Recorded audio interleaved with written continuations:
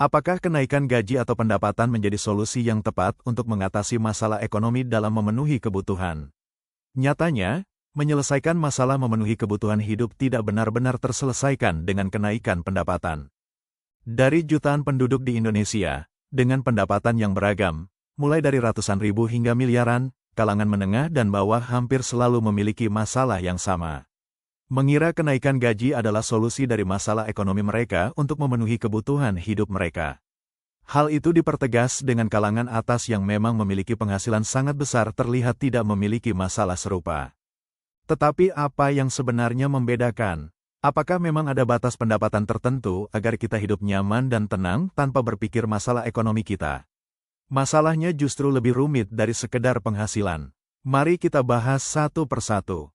1. Kebanyakan dari kita dengan gaji di bawah 100 juta memiliki masalah yang sama, yaitu gaji pas-pasan dengan kebutuhan hidup.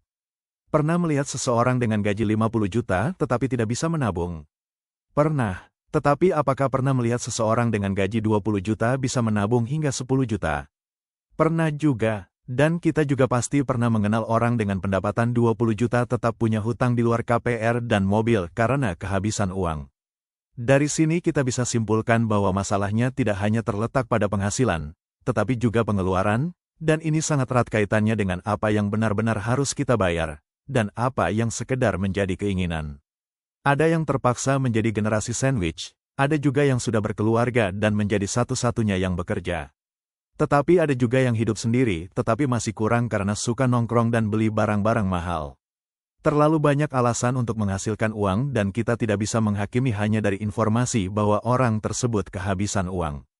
Tetapi mari kita simpulkan, permasalahan ekonomi seseorang adalah selisih dari pendapatan dikurangi pengeluaran. Saat nilainya positif, artinya itu baik. Dan saat nilainya negatif, ada sesuatu yang salah dan tidak selalu salah orang tersebut.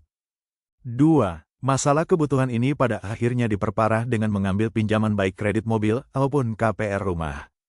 Dari 100 orang yang bisa kita tanya, berapa orang yang akan memilih KPR dibandingkan kontrak rumah? Saya kira hampir mayoritas akan memilih ambil cicilan KPR. Maunya dengan DP besar. Tapi apalah daya pada akhirnya kalau bukan DP-nya kecil, maka harga rumah yang jadi diambil lebih besar dari rencana. Belum lagi ditambah cicilan mobil dengan alasan sudah punya keluarga. Tidak tega bawa anak naik motor. Apapun alasannya, apakah itu keputusan benar atau salah? Satu hal yang pasti, mengambil pinjaman artinya menambah beban pengeluaran bulanan. Pada akhirnya, hal itu akan mengurangi selisih antara pendapatan dan pengeluaran pada poin 1 tadi.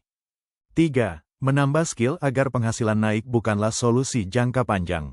Ini bisa membantu kita dalam usaha kita meningkatkan penghasilan, tetapi tidak memiliki efek secara langsung. Percuma kamu berhasil menambah pundi-pundi penghasilanmu kalau hal itu tetap diiringi dengan kenaikan pengeluaran akibat gaya hidup yang juga naik akibat penghasilan yang naik tadi.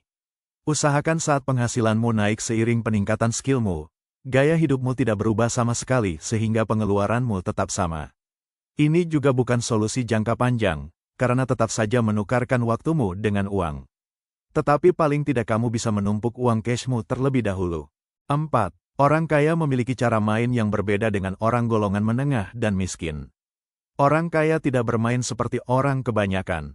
Mereka tidak akan terlalu mengandalkan diri mereka sendiri untuk menghasilkan uang. Mereka akan membuat sistem yang bekerja untuk mereka. Mereka juga membuat uang mereka menghasilkan uang kembali. Ironisnya, kebanyakan dari kita adalah bagian dari sistem itu sendiri.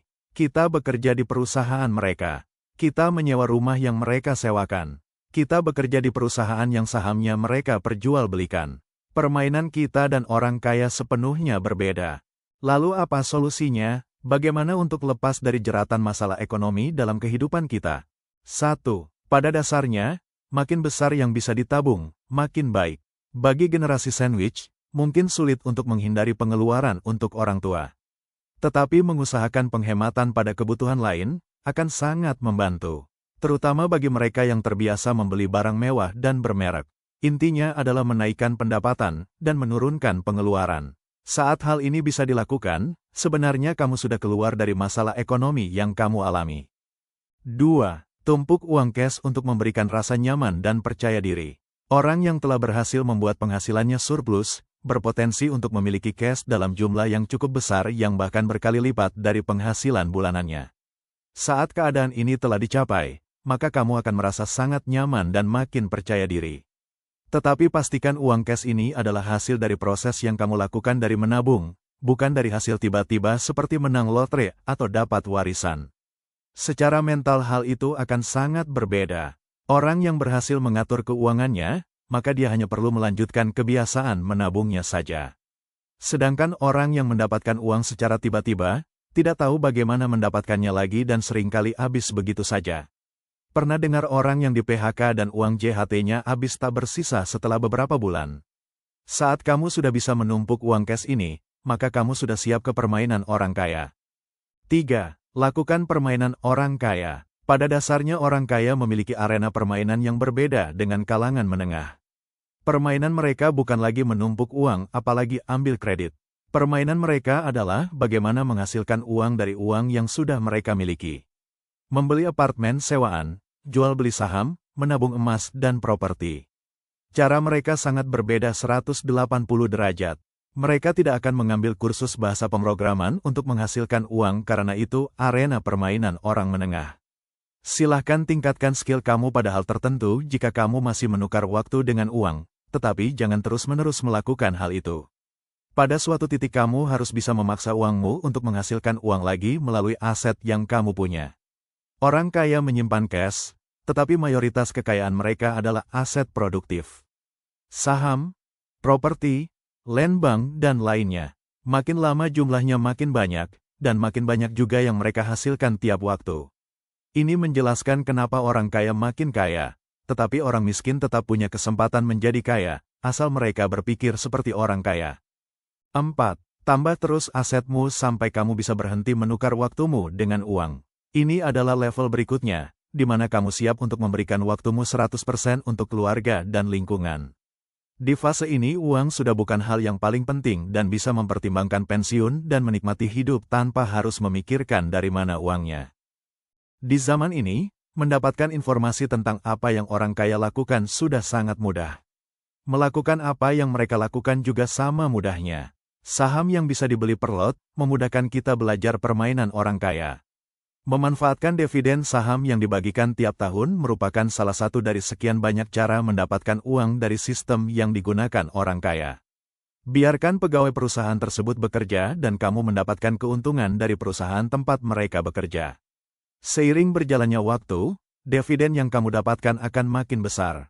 Itu adalah gambaran kecil dari bagaimana kita mengikuti permainan orang kaya dalam skala kecil.